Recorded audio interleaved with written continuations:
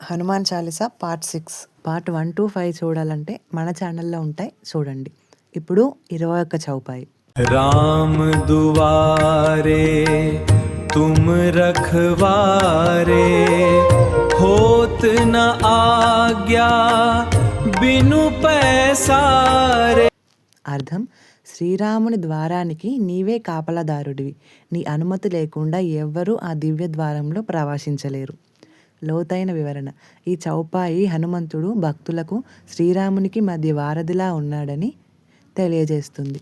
ఆయన భక్తి, వినయం, ధర్మానికి ప్రతీక. రామాయణ సందర్భం. హనుమంతుడు ఎల్లప్పుడూ శ్రీరాముని సేవలో ఉండి ఆయన ఆజ్ఞను అత్యంత భక్తితో పాటించాడు. జీవిత సందేశం. దైవాన్ని చేరుకోవడానికి వినయం, సేవాభావం, నిజాయితీ అనే ద్వారాల గుండా వెళ్ళాలి. ఇప్పుడు 22వ చౌపాయి. సబ్ సుఖ్ లహై తుమ్హారీ శరణా, తుమ్ రక్షక్ కాహు కో డర్నా. అర్థం, నీ శరణు వచ్చిన వారికి అన్ని విధాల శ్రేయస్సు లభిస్తుంది. నీవు రక్షకుడిగా ఉంటే భయానికి చోటు ఉండదు. లోతైన వివరణ. ఇక్కడ శరణాగతి అంటే సమస్యల నుంచి పారిపోవడం కాదు, ధర్మ మార్గంలో నిలబడి దైవంపై విశ్వాసం ఉంచడం. రామాయణ సందర్భం. సుగ్రీవుడు, విభీషణుడు శ్రీరాముని ఆశ్రయించినప్పుడు హనుమంతుడు వారికి అండగా నిలిచాడు. జీవిత సందేశం. విశ్వాసం ఉన్న చోట భయం తగ్గుతుంది. ధర్మాన్ని అనుసరించే వారికి ధైర్యం పెరుగుతుంది.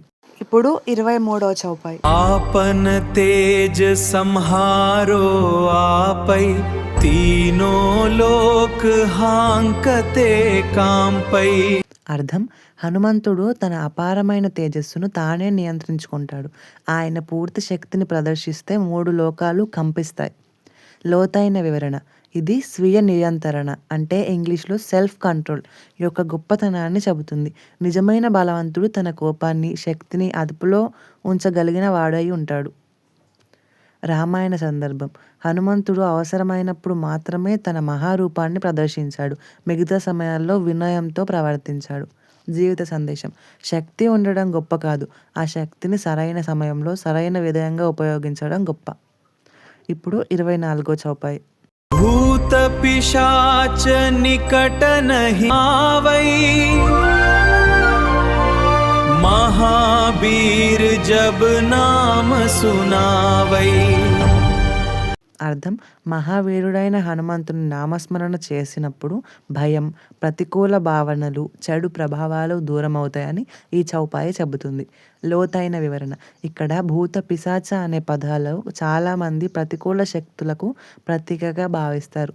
అలాగే మనలోని భయం, నిరాశ, చెడు ఆలోచనలకు కూడా ప్రతీకగా అర్థం చేసుకుంటారు. రామాయణ సందర్భం.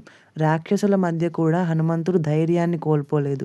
ఆయన శ్రీరామ నామాన్ని స్మరిస్తూ తన కార్యాన్ని విజయవంతంగా పూర్తి చేశాడు. జీవిత సందేశం.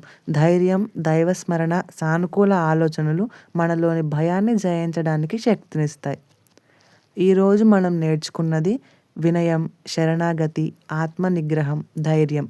ఇవే హనుమంతుడు మన జీవితానికి అందించే అమూల్యమైన పాఠాలు.